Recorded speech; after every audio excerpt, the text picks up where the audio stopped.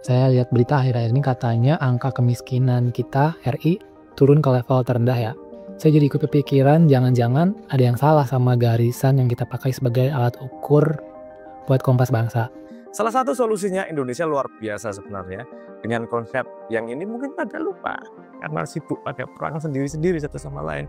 Ada konsep Pancasila yang kalau diperas menjadi satu kata namanya gotong royong.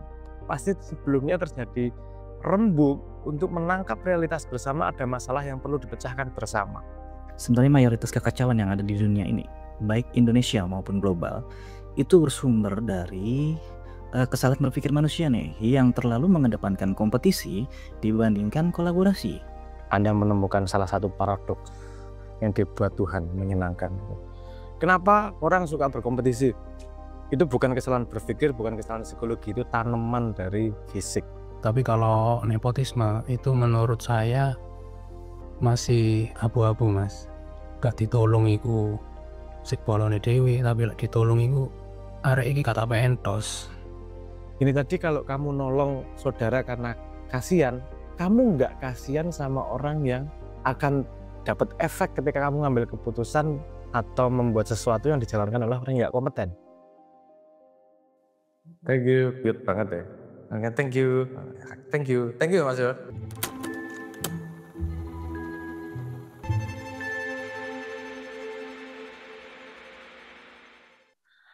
Halo teman-teman sekalian, Bapak Ibu-Ibu, episode ini adalah merespon dari teman-teman yang bertanya di Ground Zero. Saya specifically yang meminta bahwa ini harus ada mukanya, harus ngomong langsung, karena saya tidak senang yang namanya asymmetric accountability, harus simetrik. Saya lihatin muka saya, lihatin muka jenengan yang bertanya, matur nuwun. Kalau kata teman-teman produksi, katanya ini jalan pansos. Saya nggak paham sih. Tapi kalau ini bisa jadi jalan pansos, monggo. Karena ini masa tempat kita bersama. Silahkan sinau bareng, tanya sebanyak mungkin. Matur nuwun.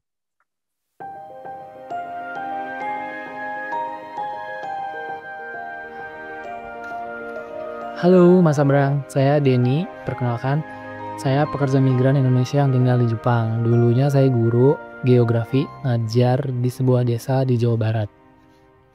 Saya udah nonton videonya Mas, dan saya lihat berita akhir-akhir ini katanya angka kemiskinan kita RI turun ke level terendah ya.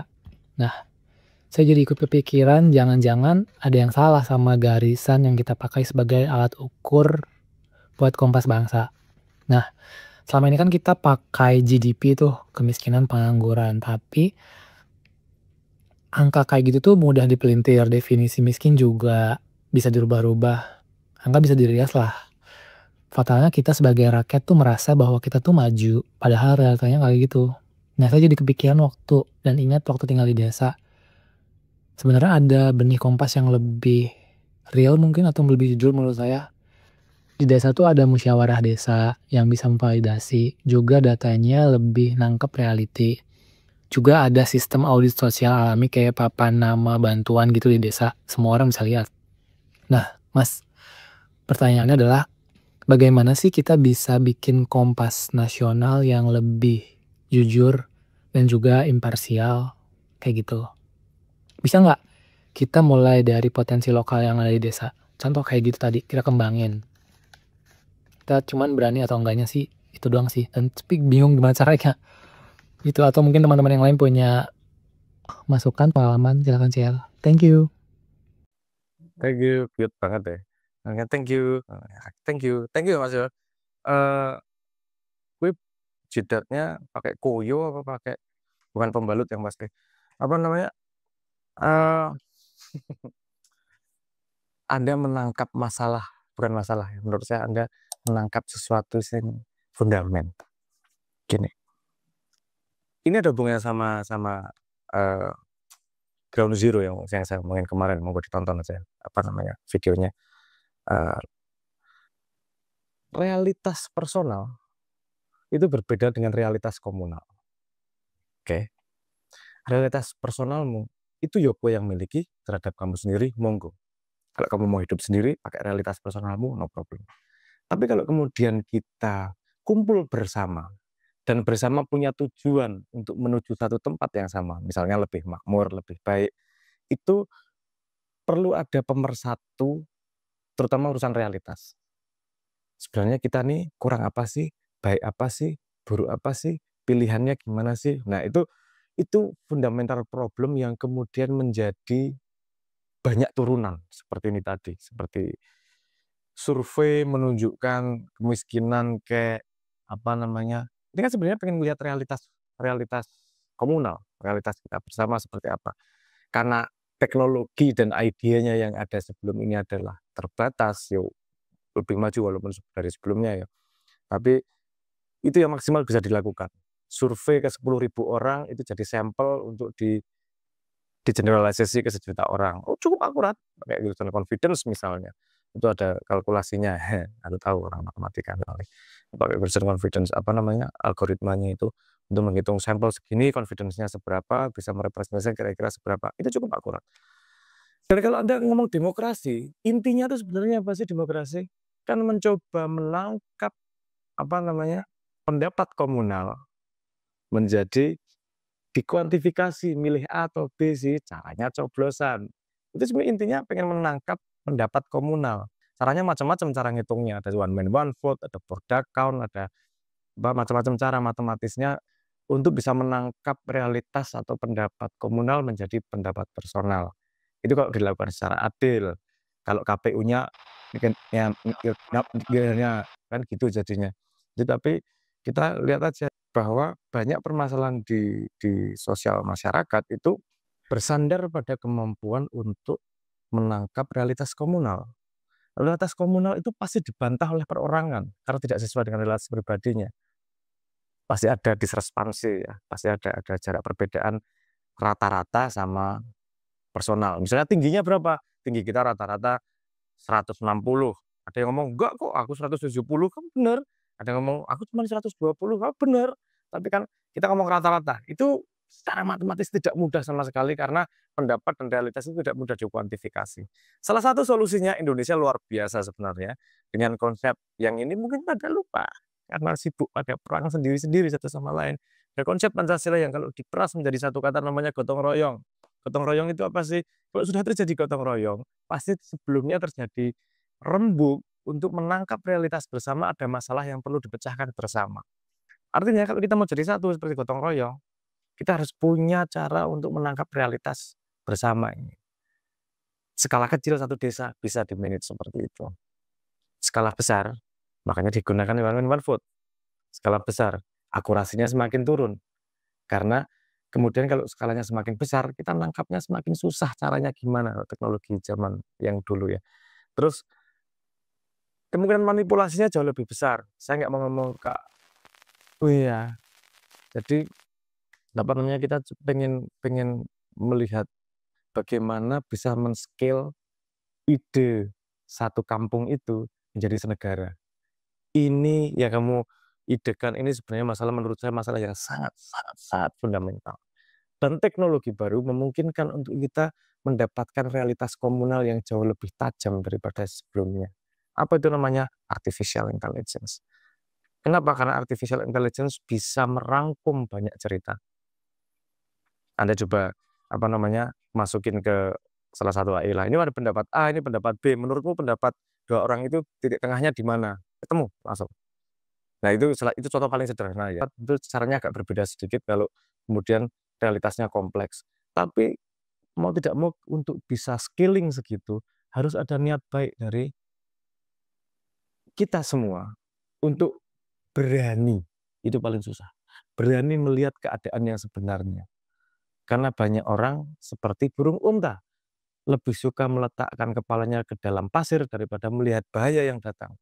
Karena harapannya kalau kepalanya masuk dalam pasir, nggak ada masalah. Kan gitu. Kalau ternyata ada masalah ya kan. Jadi nggak, ya gimana ya. Artinya kita butuh apa namanya, memang butuh kebersamaan nih. Ada niatan untuk melihat realitas bersama dan harus ada niatan untuk tidak menyalahkan siapa-siapa. Ingat, musuh kita bukan pemerintah, musuh kita bukan apa namanya, bukan demokrasi, musuh kita bukan apalagi Indonesia. Musuh kita adalah oknum. Musuh kita adalah orang-orang yang ngakunya cinta sama Indonesia, yang ngakunya membela, berani sumpah di bawah Quran, tapi perilakunya justru membunuh. Indonesia itu musuhnya adalah masalah. Salah satu masalah ada orang-orang yang kianat. Ini salah satu masalah lainnya misalnya kemiskinan itu tadi. Nggak usah pakai standar mana-mana lah. Tanyain, kamu bahagia nggak? Saya nggak punya duit tapi saya bahagia. Selesai, kamu nggak punya hak ngapa-ngapain. Tapi kalau ngomong pemerintah, kalau ngomong penyelenggara negara nggak boleh mikirnya kayak gitu. Mikirnya kan gimana ya kamu punya kesempatan untuk bisa ada standar bahagianya. Kalau kamu nggak pakai itu ya nggak masalah. Tapi standar pandangan yang kita pahami adalah seperti ini. Nah, jadi perlu ada cycle. Untuk memecahkan masalah kita harus lihat realitas. Realitas komunal itu harus kita kumpulkan bersama. Nanti kemudian kalau kita kumpulkan bersama, kita baru bisa tahu ada masalahnya dan bisa kita pecahkan bersama. Selama cycle itu belum terjadi, yang terjadi adalah perang opini. Jadi saat ini pendapatmu tentang merangkum realitas bersama dengan kumpul orang satu desa itu digantikan dengan buzzer. Kalau kita mau maju ya kita harus lebih advance. Realitas bukan dibangun oleh buzzer, realitas bukan dibangun oleh para pemenangnya, realitas bukan dibangun oleh orang-orang yang tidak sah. Jadi realitas dibangun oleh keberanian orang-orang untuk menulis realitasnya sendiri dan open untuk melihat agregasi dari realitas kita bersama. Teknisnya mungkin agak lebih susah, tapi pendapat saya seperti itu. Spot on, luar biasa, itu yang kita butuhkan. Tanpa tahu realitas, kita tidak akan bisa memecahkan masalah. Lagi.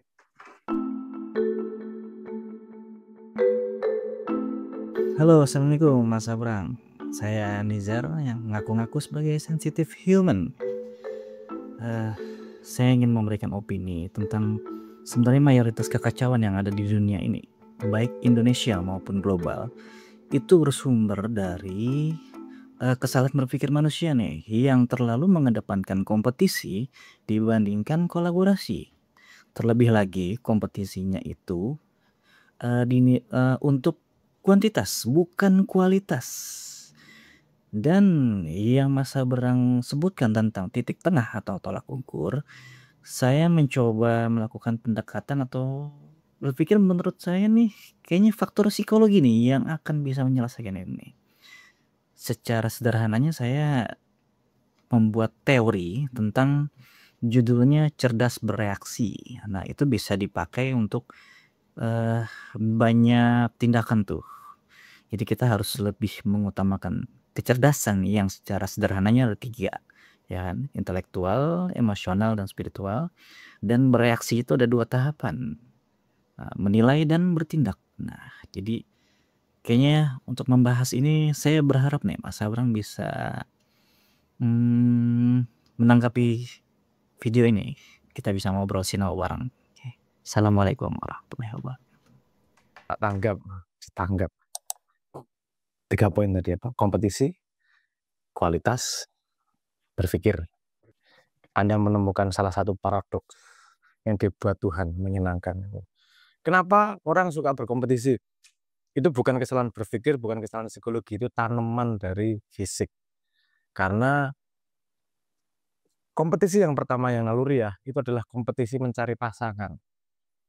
Itu harus ada kompetisi naluriah. Kenapa? Karena dibutuhkan untuk si betina wanita untuk mencari kualitas terbaik dari laki-lakinya sehingga menurunkan generasi terbaik. Logikanya seperti itu.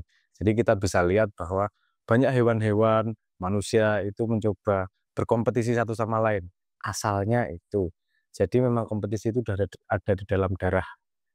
Itu bagian dari mekanisme alamiah untuk memperbaiki keturunan lah dalam tanda petik seperti itu. Aneh-aneh itu menyenangkan kok. Kalau hewan kan gini. Nanti saya tunjukkan produknya. Tapi kan kalau hewan gini. Hewan itu kalau Anda lihat overfish bikin gini-gini, sudah saya tebak nanti Pak editornya ngasih gambar overfish ya gitu. Terus nanti ada binatang penguin ngasih batu. Bagi manusia tertawa. Tapi sebenarnya apa yang ditunjukkan sih? Kalau hewan-hewan sudah yang ditunjukkan. Saya sudah nggak ada masalah dengan cari makan. Saya punya sisa energi untuk bikin aneh-aneh nih. Sebenarnya ditangkap seperti itu. Nggak penting. Pufferfish gini juga kena ombak ya hilang kok. Batu ngapain? Tapi itu cuma menunjukkan bahwa kamu kalau sama aku survival nggak masalah. Artinya aku sudah sangat fit, sudah sangat sudah sangat fit and proper, kompetisi lain, survival of the fittest itu loh. Fit dengan lingkungan untuk bisa dengan energi sedikit mencari makanan dan survive sehingga ada sisa energi. Paradoksnya itu menarik karena kemudian setelah kamu kompetisi dengan yang lain, kamu dipaksa kolaborasi karena setelah dapat pasangan, kolaborasi untuk lagi-lagi meningkatkan survival dan keturunan. Artinya itu hand in hand, kompetisi butuh, kolaborasi juga butuh. Nah, di masyarakat juga seharusnya dalam penataan society kan juga ada yang kompetisi, ada yang kolaborasi. Olahraga perlu kompetisi. Kenapa? Karena olahraga juga menunjukkan bakatnya, menunjukkan kekuatannya, itu juga harmless dalam tanda petik dalam jangka panjangnya. Siapa yang menang, siapa yang kalah itu harmless, tapi juga bisa ngangkat semangat bersama. Lihat kalau pasukan kita menang, timnas lawan siapa, semua energinya kayak gitu bersatu, itu mempersatukan juga kompetisi itu. Tapi kalau letaknya salah, jadi nggak menarik nih. Harusnya survival kok saling bunuh-bunuhan. Nah misalnya di negara direplikasinya gini nih.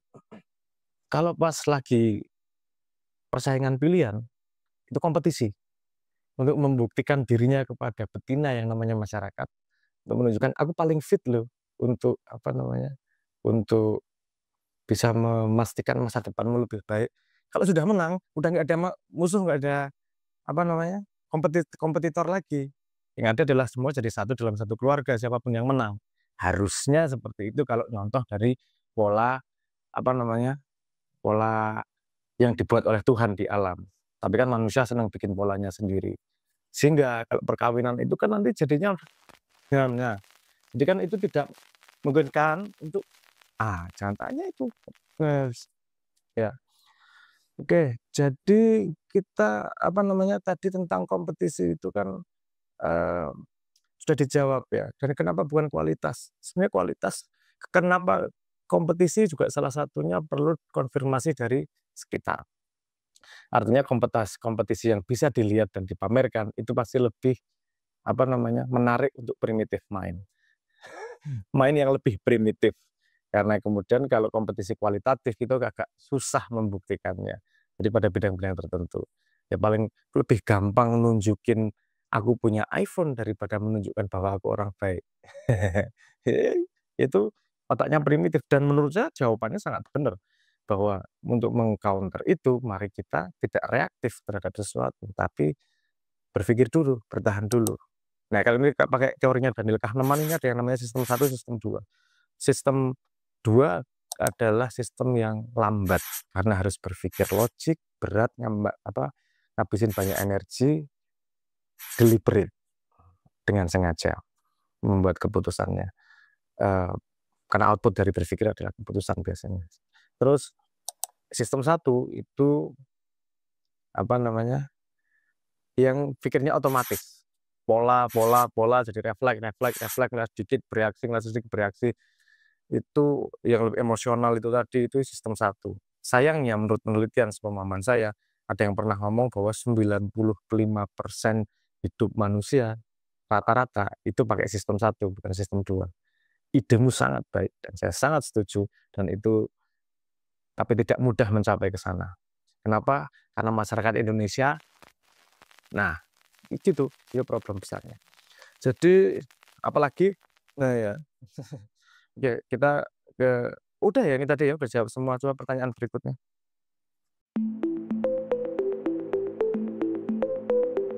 Assalamualaikum warahmatullahi wabarakatuh. Nama saya Febri, asal Pandaan, Jawa Timur. Saya mau menanyakan tentang KKN, Mas. Korupsi, kolusi, dan nepotisme. Kalau korupsi kan udah jelas kan, ngambil duit orang, udah jelas salahnya kan. Begitupun kolusi, kita bikin SIM, nembak, udah jelas salahnya kan. Tapi kalau nepotisme itu menurut saya masih abu-abu, Mas. Gak ditolong iku sik bolone dhewe, tapi lek ditolong iku arek iki kata pentos. Nah, yang jadi pertanyaan saya adalah apakah kita sebagai generasi milenial, Gen Z atau Gen Alpha itu harus memerangi atau bahkan memusnahkan budaya nepotisme yang sudah ada di bangsa ini. Karena menurut saya nepotisme jika berada di ranah yang membutuhkan integritas maupun skill itu akan sangat berakibat fatal. Itu aja sih Mas. Assalamualaikum warahmatullahi wabarakatuh. Waalaikumsalam warahmatullahi wabarakatuh. Sangat setuju. Kalau kita ngomong kenapa orang nepotisme melakukan itu pasti ada alasannya. Alasannya kasih sayang, alasannya kepercayaan. Tidak mudah menjadi misalnya memimpin, kemudian mencari orang-orang yang bisa dipercaya, itu tidak mudah. Karena posisinya dia juga mengandung resiko. Dia nggak mau turun misalnya, dia nggak mau diganggu, kayak dia mau visinya terjadi, kayak makanya harus cari orang kepercayaan. Dan salah satu paling gampang percaya itu sama nepotisme itu tadi, sama anaknya sendiri, sama itunya sendiri, karena tidak mungkin mengkhianati dirinya. Pada sisi itu betul. Tapi pada sisi yang lain, coba lihat, kalau kamu nepotisme di perusahaanmu sendiri, gak masalah, monggo. Karena yang dapat resiko adalah perusahaanmu sendiri. Kamu mungkin gak mikir nasib para pekerjamu kalau perusahaanmu kolaps gitu. Tapi resikonya sendiri. Tapi coba kalau levelnya dia membawahi 5 juta, 5 juta, 6 juta penduduk misalnya gitu. Kamu lebih milih ngurusi masalah atau lebih milih manggung di sosial media misalnya? Atau seolah-olah memecahkan masalah dengan manggung di sosial media agar dipercaya? Itu lagi-lagi kan urusan kepercayaan. Artinya nepotisme itu selalu ada tempatnya di mana-mana. Kalau tadi kamu ngomong argumennya bahwa kalau nggak ditolong mesake, padahal tidak tidak kompeten gitu ya. Ini harus dipikir bener ini, karena itu paling berbahayanya dari nepotisme. Kamu milih pertama karena kedekatan, kepercayaan. Nggak ngitung bahwa kapabilitas meritokrasi yang harus berjalan itu lebih penting. Kenapa? Karena oke lah, kamu gini, maksudnya gini. Kalau urusi orang banyak, karena risknya gede, cari orang yang paling kompeten. Kalau kamu nggak punya sesuatu yang disembunyikan, kamu nggak khawatir tentang posisimu seperti apa, kalau kamu percaya bahwa kejujuran akan dibela oleh rakyat, dan hasil akan dibela oleh rakyat, nggak perlu cari orang yang harus deket-deket sama kamu untuk bisa dipercaya. Orang yang satu visi juga pasti akan ngikuti si pemimpinnya, tanpa harus jadi saudara. Nah, ini kan problemnya, ini tadi kalau kamu nolong saudara karena kasihan, kamu nggak kasihan sama orang yang akan dapat efek ketika kamu ngambil keputusan atau membuat sesuatu yang dijalankan oleh orang yang nggak kompeten. Paham ya sambungannya ya? Artinya mata rantai terlemahnya, kekuatan-kekuatan dari sebuah rantai itu hanya sekuat rantai terlemahnya. Jadi dalam kepemimpinanmu ada rantai yang sangat lemah karena kamu kasihan dia nggak diikutkan. Artinya kamu membahayakan semua hal. Dan justru itu bisa jadi potensi downfall, bisa potensi kamu gagal menjadi pemimpin. Di mata kemajuan, kalau di mata, ya ada gini juga sih. Semoga saya nggak perlu ngomong orangnya buat patok ya, tapi mungkin Anda bisa mengira bahwa kalau ditangkap adalah orang kepercayaannya duluan, misalnya gitu. Kenapa orang kepercayaannya itu? Lihat, perhatikan. Anda perhatikan. Orang yang kalau mudanya mabuk bareng, itu pasti lebih akrab. Dan mereka saling bisa membuka rahasia dan saling ajak satu sama lain. Contohnya gitu. Kenapa? Karena mereka pernah melakukan keburukan bersama dan ada saling aib yang harus dijaga satu sama lain. Kalau udah bisa percaya gitu, terus-terusan nih. Aibnya kemudian saling menjaga. Itu salah satu rumus kenapa itu bertahan begitu lama, karena kita menjaga aib satu sama lain.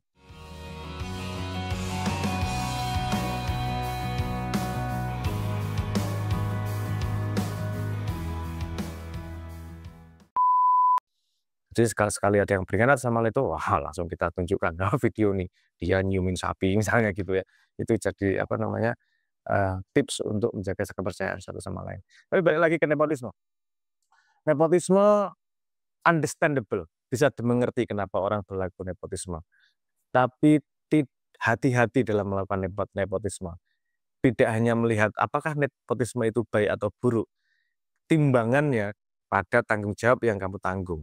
Kalau kamu nggak punya tanggung jawab apapun terhadap masyarakat, tanggung jawab terhadap dirimu sendiri, nepotisme monggo.